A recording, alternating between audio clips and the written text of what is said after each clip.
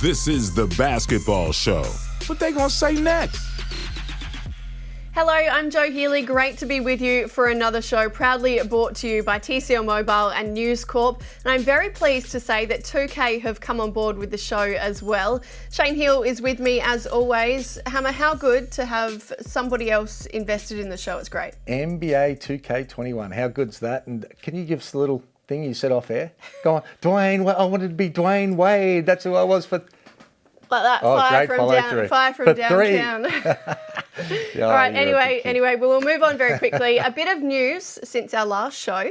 Yes. You are now officially the coach of the Sydney Flames. I am. Congratulations. That is the case. Thank you very much. I'm excited. Can't wait. They sold me on it. I think the vision's great from Paul Smith and the Sydney Kings about what they want to do and the chances to increase women's profile for basketball here in Sydney. It's especially going into the World Cup next year. What's first on the agenda for you? Well, it's about assessing, the players that are already there and the players that are off contract, and then looking at the free agency and creating a depth chart of players that we would want to go after. And, hopefully the free agents list comes out in the next couple of weeks and we can try and make some plays to bring, a little bit of success back to Sydney. And like the old days where I used to play for the Kings and you watch the Flames and people like Michelle Timms and Shelley Gorman who were there winning. It was the best. Yeah. So, and I know, they're planning on playing half of the games before the men's at the before the Kings. So I think the excitement of what can happen here in Sydney is exceptional, and hopefully we can put something together that has a chance to be able to compete. I feel like it's the obvious question. Somebody in the office asked me this the other day, but Shyla, will you look to try and sign her? Am I allowed to ask you that? No, I mean, her immediate sort of mindset is about the draft coming up, so we'll see how that goes. But most people sort of think that if you go to the WNBA, you can't come back. So I think there are going to be opportunities to be able to do that, and we'll see what happens. Fingers crossed. All right. She's not signed, though, I can tell you that. We will hopefully have that news first here on the basketball show, if and when it does happen. Let's move on to our TCL starting five now. Yes. Cam Oliver. There's a bit of a curious case of something not quite right there.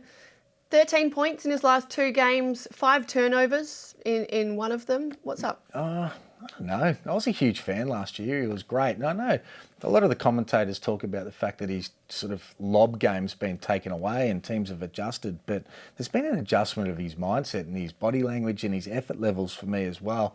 Just love to see him get on the boards more, block more shots, play some D, and then the offense will start coming. But if he doesn't perform, Cairns, they're hardly going to win any games moving forward. So he needs to do something. He needs to do it quick. Josh Giddey, who's obviously been a star, one of the rookies of the season so far, injured at the moment. Talk to me about him. Yeah, well, disappointed to see him get any sort of injury. Hopefully it's not a long-term one. And, there's been some talk of whether they would shut him down like LaMelo Ball did last year. But I thought LaMelo Ball sort of was playing his very best basketball, so his stocks were at the highest. I think for Josh Giddey, he's going to continue to improve. I think the longer the season goes on, the better he's going to be. So, disappointed to see him injured, but I think there's still big things to come for the rest of the season. We'll hear from his agent, Daniel Moldovan, shortly, so hopefully get a bit of an insight into what they plan to do with him with his injury, moving into the draft, all that kind of thing. So We'll speak to him shortly. Kwatnoi was injured in their game against the Kings. You were there. It didn't look good, did it? It didn't. And you just hate seeing anyone injured at any level, and especially a young kid that's got aspirations of going to the NBA, playing pretty good basketball, had a great season last year. Seeing him walk out on crutches is just devastating. So thoughts go out to him. Hopefully it's not as bad as what could be, but I'm touching wood as I say that because it didn't look good. Yeah, no, not good. Another injury, LaMelo Ball, reportedly out for the rest of the NBA season. That's huge. Right wrist, fractured, and he definitely won't play. They'll put him on ice now. I mean, the good thing for him is he's had such a good season. This would be a shame if it happened at the start of the season. You hadn't had an opportunity to be able to show what he can do, but I think everyone's so excited because he's been able to dominate. He really has exceeded what nearly everybody's sort of expectations are, and Charlotte is so happy with him, and he'll get his recovery right, come back, have a bigger and better season next year. Now with that experience, he'll get in the weight room and he'll be good to go. He was slated to be Rookie of the Year. Can he still claim that title? That's tough, isn't it? Because Minnesota are going to be pushing for their man. Don't worry about that, because he's playing great basketball as well. So probably a little bit up in the air, wouldn't it? Yeah, but it will be interesting. You're right. Ant's playing some serious basketball, though. The Rockets, they've got the record losing streak now. Is that right? 20 in a row. Yeah, wow. As we shoot this show. Not good. I mean, they've got a whole lot of assets, so they weren't expected to do well. But at one stage, they were actually starting to look pretty good. They got a little bit of a run on, but 20 in a row. They've had some injury problems. They've made some trades. They've got all those draft assets that they'll do something with. So they'll be okay. But talk about rock bottom. I didn't think they'd fall this far. No, exactly.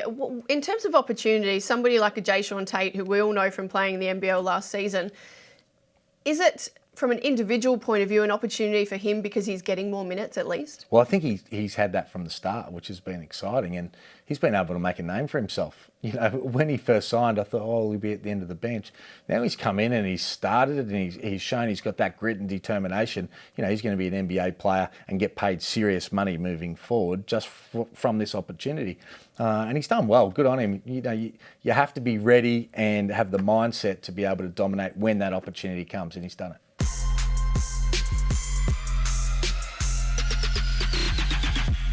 Let's go in the spotlight now. The NBL Cup is a week old. We've had a round of home and away games since then.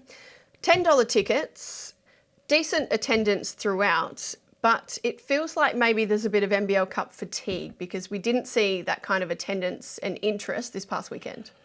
No doubt, and I'm a massive fan of the NBL Cup, but there's no doubt they'll make adjustments moving forward. They're never going to have it in one city for a month again. And I think if the NBL reflected on the decision to have $10 tickets, and you understand why, because they're trying to promote it and get more people engaged in the game. But the biggest hangover is for Phoenix and United, for their management now trying to sell tickets at a regular price when people have had the opportunity to see 2 games for $10. Any team they wanted for a month, pick and choose. Now the footy's on, so you've got NRL and AFL. People can stay home and pick and choose. You know, the numbers in the first game back, I mean, there was talk of like 1,500 and 2,500 for Phoenix and United. Yeah. It's pretty bad. I think they'd be those teams obviously aren't going to come out and say it, but they would be very disappointed. Yeah, no doubt. What would you change moving forward? Obviously, the Victorian government funded the NBL Cup, so that's the positive. How do you make it better? How do you rectify that for next year? It's tough. I mean, I think you probably take it to country areas and not worry so much about promoting $10 tickets, because I think what you do is you end up cheapening the product. Anytime you offer something for a certain price, it's hard for fans to then go and pay a regular price again, because it's almost like you priced it at that level. Would you still stick with the double headers? I think the double headers are good. I just think you have to price it as equivalent to what a normal regular season game is. And even if you don't get the big crowds, that's why I wouldn't be opposed to playing in smaller stadiums and taking to Ballarat and Bendigo and Geelong and some of these places for fans that wouldn't necessarily get to the NBL in Melbourne. So you're hitting a different market, and people that would be prepared to be able to go and watch.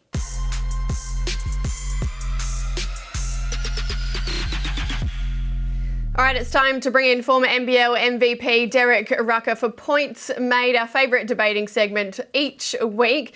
D-Rucker, we'll start with you. The Lakers, how do you see them performing now that LeBron James is out indefinitely? It's going to be a real struggle, Joe. And Shane, I know you don't like the Lakers, so you're probably very happy to see this latest injury to LeBron James because you want to see the Lakers go down. This is only a minor bump in the road. It's actually going to benefit the Lakers because they'll get a chance to rest LeBron. Anthony Davis doesn't need to expedite his recovery from his injury. And come April, come early May, Shane, they're going to be the championship Lakers again. Still, though, they're going to face Phoenix in the Western Conference Finals. Geez, well, you've changed from last week when you said that I think it was Phoenix that was going to win last week. But anyway, we'll keep moving forward. I'm a LeBron fan, so disappointed to see him out. But I do agree that I think a little bit of a rest will probably help him, forced rest, because he wasn't going to take any time off the court chasing that MVP title. But without him and Davis, like any team in the NBA, you take the 2 best players out, they're going to struggle badly. All right, let's move on. Lonzo Ball is on the trade table at the Pelicans. Hammer, where do you see him best suited elsewhere in the league? Well, I think he'd be best suited for the Clippers.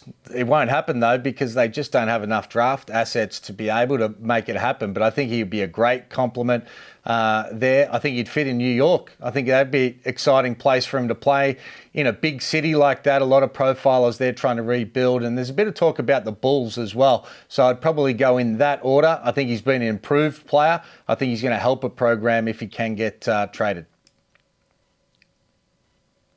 I agree. There's no doubt he's a much better player, Shane, and he's actually exceeded the expectations that I had on him for this season. But there's no need to trade him. He's doing a really good job, and he is not a part of the problem with the Pelicans. The problem is Brandon Ingram has not adjusted to Zion Williamson's rush now. Zion Williamson now is the best player in that lineup, and he needs maximum usage. B.I. still thinks he's the man. It's his team, but it's not. Keep Lonzo there, move B.I., and now you've got a championship contending team in a couple of years. All right, we'll see what happens there. Let's bring it back to the NBL now. The Kings have had a couple of good wins over the weekend. D-Ruck, are they an underrated title threat now? First of all, is this going to turn into a Kings outlet now that you signed with the Flames? I know all the relationships. Nice move by you, Hammer. The Kings are not a championship contender. Let's not get overexcited here. They've got some people on the bench, and I know even when they come back, they're still not as good as the championship favorites, Perth Wildcats, and even Melbourne United could beat them right now once they get a couple of guys back. But the Kings are doing a good job. I'm not going to take any credit away from them. They're doing a very good job with what they have, but they're still not quite in that top four just yet, Hammer. See, start of the year, you said they were top four. I said they weren't. I actually think they've played themselves into form where they're probably the third best team in the competition. I think when you add Cooks back, well, I think that they are. I think when you beat Melbourne United by 30 points, they gave them a whooping. And I think when you got three good players, they got two of the better imports in the competition in that combination. When you add DJ in there, I actually like all the little pieces, guys that are starting to find their roles and play really well together. So I think they've got depth. They can play defense. They can put points on the board. Right now, I rank them at number 3 behind Perth and United. All right, there you go. We've mentioned United. They've lost 4 in a row. Hammer, what are the concerns there? It feels like something's not quite right.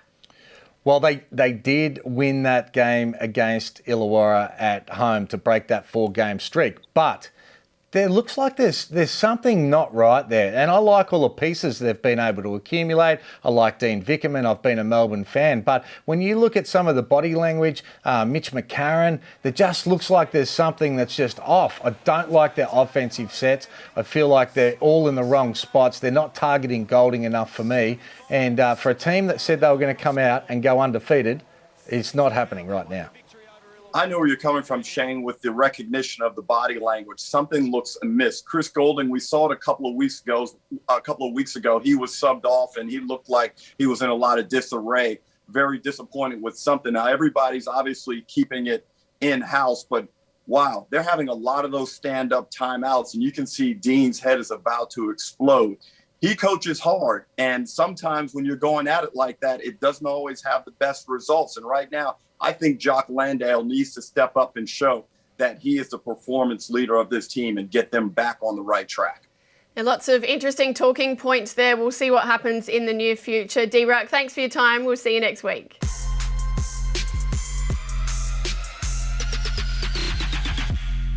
Yeah, always good to chat with D-Ruck there. I've got to say, though, I don't know about trading Brandon Ingram from the Pelicans as opposed to Lonzo Ball. Who in their right mind would be trading BI, in my opinion? I don't know. Well, I think the biggest thing is that if Lonzo wants to be traded, you got to get rid of somebody that doesn't want to be there. That would be the biggest thing, I'd say. But you're saying Derek's lost his mind. Maybe a little bit. Maybe a little bit. I mean, I understand where he's coming from in terms of the fact that he's not necessarily gelling with the team too well, but he's far too big a talent. He's still so young. Yeah. I'd give it more time. Okay, I'm with you. All right, speaking NBA, Aussie Watch. Joe Ingles has finally passed 27 points. He has a new career high. And you doubted him? You doubted him? I never doubted him. He just How many times on 27? 5 or 6, I reckon. Yeah, told you it was going to happen. How good? It just happens. It's really He's good. killing it. I think he passed Hornacek or somebody for most assists, like 6th spot or something. Did he as well? Wow, okay. He's doing it all. He really is. He's also on track for the highest single season of true shooting in NBA history, we are talking. Oh, my. Steph's best is 67.5, Jordan's best 61.4, Joe's currently 73.2. That is crazy. That's insane. I mean, he doesn't take the same amount of difficult shots as those guys, but you got to play your role. I mean, this is a guy that didn't get drafted, got cut from the Clippers early days, and now he's out of contract. I'm saying to our man and our team, Utah, get that man signed. Pay him now. They are definitely on the case. We know that already. Yeah. It was very funny the other day. Donovan Mitchell was asked about Joe and the impact that he has on the Jazz. And I'll read it out. Mitchell said, for a guy that's been in the league for 25 to 30 years, it's easy to say, his knowledge of the game. I love that. That's not funny. That is Donovan, funny. that's not funny. He's carrying you. Bit of respect. Sure, he's got an old head. But he's got a very old head on our him. Man. Love it. Joe, never change. It's awesome. We love it. Good news for the Cavs. Delhi looks like he's coming back soon. Finally, our man Delhi. We love Delhi too. And that'll be good to see him back. And they need him too. I think he can help as well. So the Cavs need him. The Boomers need to see him back out on court as well. Boomers definitely, no doubt. So you get a little bit of momentum towards this NBA season, but he's got to be a stalwart in that Boomers team. Get that medal.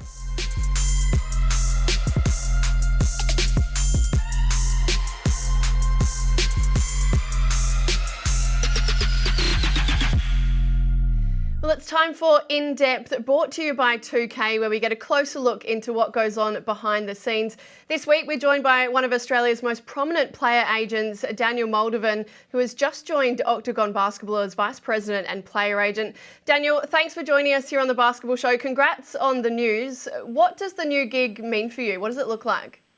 First of all, thanks for having me, guys. I love the show. It's a great move. Obviously, for me personally, it's a good move. They are a top 3 agency in the world. But more importantly, it's really great for my current crop of clients and Australians that are going to come through the pipeline. It's no secret in this business that this is very much a leverage-based business. And the doors that will open that I'm hopefully going to be able to open under the Octagon banner for young Australians is probably the most exciting part of this whole move for me personally. Well, Dan, great to have you on, mate. We've been friends for a long time, so we appreciate your time and congratulations on everything you're doing. I want to talk about Josh Giddey. My mate was a Giddy's son. We're excited about where he's at. What's the process you're going through now and where do you see him ultimately drafted? Due to not knowing when the draft is, will there be an in-person draft in New York that we're used to? Will it be a draft that will be, in our own room? Will Josh be on the Boomer squad in Tokyo, and will he be being drafted whilst being in Japan, surrounded by all the Boomers players? These are all things that are up in the air, so that's really difficult. And I wish that I could give Josh, some sort of timeline. But all of those unknowns aside, he's done a great job. He's put himself in, a really, really strong position with still, I want to say, 17, 18 games to play. So I have no doubt that we're looking at, a lottery pick and somebody that's going to be a star at that next level for Australia. So it's exciting. Well, we love him and he's a star, no doubt about that, and he's getting better week by week. He's just suffered the injury over the weekend. Is it in your mind maybe just to hold him back a little bit like what LaMelo Ball did last week, or are you going to get him right and allow him to finish the season? The chances of me keeping Josh Giddey out of a basketball game slim to none. I wish that I had that much pull, but no. The good news is we are really optimistic about this injury. We're hopeful that it's not anything serious. We should know more by tomorrow morning, hopefully, if not later today.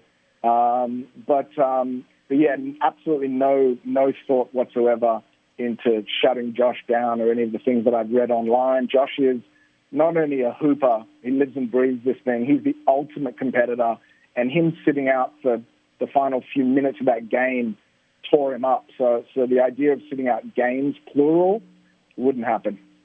Mojave King is another player on your books. What are your plans for him and where do you see him playing? Yeah, look, Mojave is another super talent, unequivocally an NBA player. As most agents will say about their young players, of course, I wish he was playing more minutes and had more of an opportunity to showcase what he can do. But NBA teams have been scouting Mojave for a long time. Everybody is well aware that he was the diamond, the star of that NBA Global Academy team over the last couple of years, whereas Josh is more of a late bloomer. So NBA teams are not, overly fazed by the fact that he's playing less minutes than what we all would like. So we're all systems go, and Mojave's going to be another player making the jump to the next level, and we're excited about it. Well, we can certainly see his upside as well. Jonah Bolden, where the hell is he? What's he doing? Jonah is one of the more business-minded, astute, too smart for his own good clients that I've ever had. And he's just having, honestly, so much success on the business side right now. We're taking a little bit of a sabbatical. While I know this is unique and I know that this is rare in the basketball world, he is just a really, really smart cookie, and he's working on a bunch of things in the crypto world and multiple businesses based on the blockchain and things that are way over my level of understanding and intelligence. But Jonah will be back with a vengeance next year, and you can hold me to that. Is he still working out at the moment? Can you confirm that for us? Yeah. He's living in. He moved. He bought a house in Las Vegas, and he works out every day. Bruce was just over there with him for a couple of months, and Bruce and Jonah, as they've done, for years, were doing individuals every day. And there's no doubt that he hasn't detached from basketball at all. We did have some options on the NBA side this year. Nothing that was, what we consider a perfect scenario. And Jonah just needed to step away temporarily and focus on some off-court things that he's very passionate about. So whether we see Jonah in the NBA next year or whether we see him in the NBL next year, all the options are on the table, and I'm itching to see him back in the uniform. It was widely publicised that he pulled out of that Boomers squad. Did that have, any negative ramifications on him at all? No, I don't think that at all. I think, if anything, the 76ers kind of admired his desire. Look, it was a contract year for Jonah. He went into a season where the next two seasons on his contract were team options. So he only had one more guaranteed year, and he just felt that he really wanted to be under the roof of the 76ers, giving the best shot to try to, solidify himself in the rotation. And obviously, look, it was a decision that maybe if we go back, maybe a different decision is made by Jonah. But at the time, he was just so hell-bent on proving to the 76ers that he belonged. He really just wanted to, get back and get under their banner, and he lived with the consequences. What about our man Aaron Baines, another client of yours? And we definitely want to get the big fella on the show. How's he going at Toronto, and what's his future look like? Yeah, good. Look, they've struggled with injuries and COVID-related, protocol absences, all over the roster and the coaching staff. So it's been a really up and down year. It's a new group. The team does not resemble the team from last year, so they've taken some time to gel. But when they have a full roster, the team's done well, and Aaron's looked good. Aaron is never one to buy into it being a big deal whether he starts or comes off the bench, and he's such a team player. He's never cared about stats, so none of that's much of a concern. He just wants to win. Aaron is probably the most fierce competitor I've ever seen, and he hates losing to the point that, I don't even call him after a loss because I don't want to be verbally abused by frustration that he's feeling. So, he just wants to win, and hopefully this team can get into the playoffs and then peak at the right time and go on a little late run. But he's happy with the group and the family living in Tampa in strange circumstances. But Yeah, he's somebody that we definitely need to get on the show ASAP, Shane. Most definitely. Now, I've got to ask a little bit of a random one, but as his agent, do you know who controls the Aaron Baines Twitter page? It's got to be one of our favourites. I do know who controls it. I am sworn to secrecy. I had to sign a contract that my life is in danger if it's ever revealed. But I can tell you that he is not someone you would think is the person in control, and he is unequivocally one of the quirkiest, funniest people I've ever met in my life. That is not a surprise. Yeah. And what about Bubbles? Last one, Chris Golding. I love his swagger. Joe, not so much, but how's he going in Melbourne? Of course I do.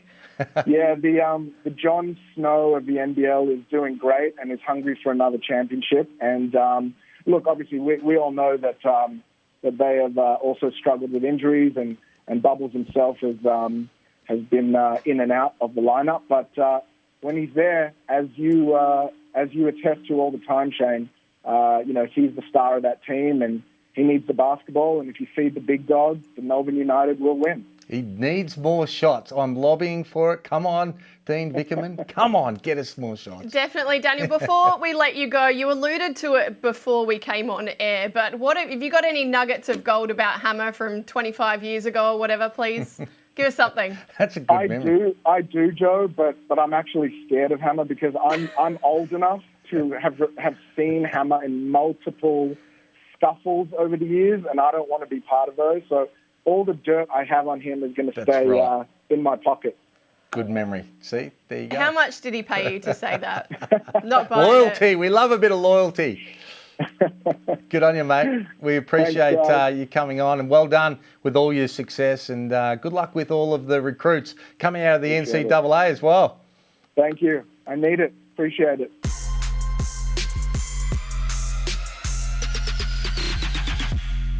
Yeah, great in-depth there. Thanks to 2K with Daniel Moldovan. I feel like I'm learning a lot with with this series. We're speaking to agents, owners, execs, coaches. A whole lot. It's really interesting. NBA perspective. We love it.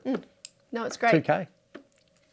All right, so it's time for our top 5 highlights of the week. As always, this was tough. Can't wait. I can't wait to see, because you would have left somebody out. You have to. You have to. Take a look. Getting us going this week, it's Jordan Ngatai. Cairns went down to the Wildcats, but the Kiwi made sure to let the Red Army know he means business. Ngatai steps inside, took it to the rack and hammers it down. Where did that come from? We have seen a lot of Dunk of the Year contenders, and Jordan Ngatai might just say, hold the phone, don't be giving that trophy away just yet. Geordie Hunter might have something to say about that. The Kings came up with the stop against United before Hunter threw it down on his way to a game-high 18 points. Hunter on the trail with the emphasis. Smashes it down. Wow. United players all one step behind their guy in defensive transition. And Hunter makes a statement at the rim. Next up, it's Bryce Cotton. He had Mirko Jeric dancing in defence, the MVP nailing the handle and the finish. It's Cotton through the legs. He's fouled. He makes the three. And he makes all of us drop our jaws in disbelief. At 2, Melbourne got back to winning ways, and Chris Golding reminded us all he's still a threat at the rim. Ooh, Golding got up. Hello. Chris Golding above the rim. Turning back the clock again, just gliding into that one with the right hand. Nice little throw down. And finally, at number 1, it's Bullets big man Harry Froling. He made something out of nothing on the buzzer. Froling had him on the seal, kind of got to him, gets it up, no way. Oh! Harry Froling has had an amazing first half, and he caps it up there with a Larry Bird-esque over the backboard shot. Well, there you go, our top 5 highlights of the week. Hammer, what was your favourite moment of the weekend? All yours. You did well this week, Joe. Well done. About time you nailed it. Start pulling your weight a little bit. Oh dear. All right, that's all we've got time for the show this week. Thank you to TCL Mobile, News Corp and 2K as well. We'll see you guys next week. This is a co-production by News Corp Australia and Closer Sports.